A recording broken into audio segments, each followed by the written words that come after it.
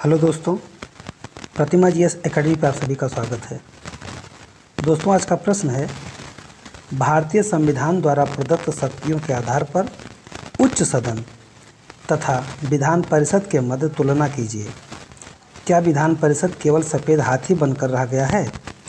आप लोग लाइक करें, शेयर करें और जिन दोस्तों ने अभी तक हमारे चैनल को सब्सक्राइब नहीं किया है वो सब्सक्राइब कर लें।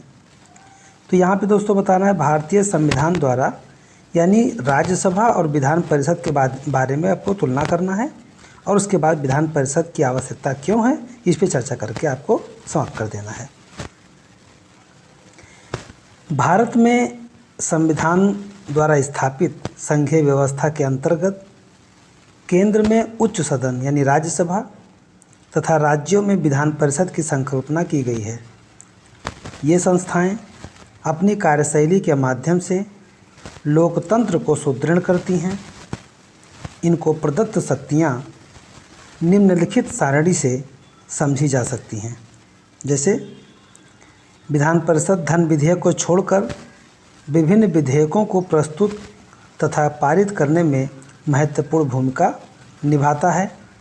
वहीं विधान परिषद जो है वो विभिन्न शक्तियों को प्रस्तुत तथा पारित करना, परंतु साधारण या धन विधेयक को एक नियत समय से अधिक रोकने की शक्ति नहीं है। वहीं राज्यसभा में राष्ट्रपति और उपराष्ट्रपति के निर्वाचन तथा उन्हें हटाने की प्रक्रिया का अभिन्न अंग होना है।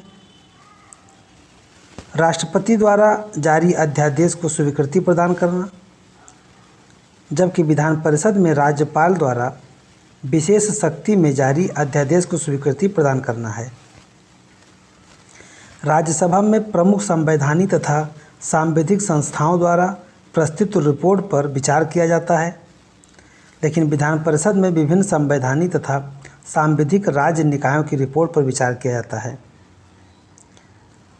राज्यसभा 249 के अंतर्गत संसद को राज्य सूची के विषय पर विधि बनाने एवं 312 के तहत अखिल भारतीय सेवा का सृजन करने का अधिकार देता है। तो ये दोनों बेसिक अंतर हैं। उपयुक्त तुलनात्मक बिंदु स्पष्ट कर रहे हैं कि सभा के मुकाबले विधान परिषद राज्यसभा के मुकाबले विधान परिषद की स्थिति ज़्यादा कमज़ोर है। यह स्थिति इसलिए भी आज तक प्रभावी है क्योंकि जहां राज्यसभा राज्य का प्रतिनिधित्व करती है, वहीं विधान परिषद एक अस्थायी प्रबंधन है जो कि राज्य विधानसभा द्वारा पारित संकल्प के आधार पर संसद द्वारा गठित होती है। राज्यसभा का गठन राज्यों का प्रतिनिधित्व करने के लिए किया गया है। वहीं प्रत्येक राज्य की सीटें सुनिश्चित हैं। वही विधान परिषद राज्य के विभिन्न समूहों के हित पर आधारित होता है। इस कारण विधान परिषद को सफ़ेद हाथी की संज्ञा दी जाती है, यद्यपि यह निम्नलिखित कारणों से अपनी स्थिति को मजबूत करती है। जैसे यह विधानसभा से पारित विधेयकों का पुनरीक्षण करती है तथा उपयुक्त विचार प्रस्तुत करती है। इसमें राज्यपाल द्वारा 1/6 सदस्यों को नामित किया जाता है जो विभिन्न क्षेत्रों में विशेषज्ञ होते हैं। इस प्रकार विधान परिषद केवल एक वैकल्पिक मंच न होकर राज्य के विभिन्न क्षेत्रों तथा समूहों से गठित ऐसा मंच है जो स्थानीय जनता के मुद्दों को उठाकर राज्य के संघीय ढांचे को प्रबलित करता है, यानी कि संघीय ढांचे को मजबूत करता है। धन्यवाद। जय हिंद, जय भारत।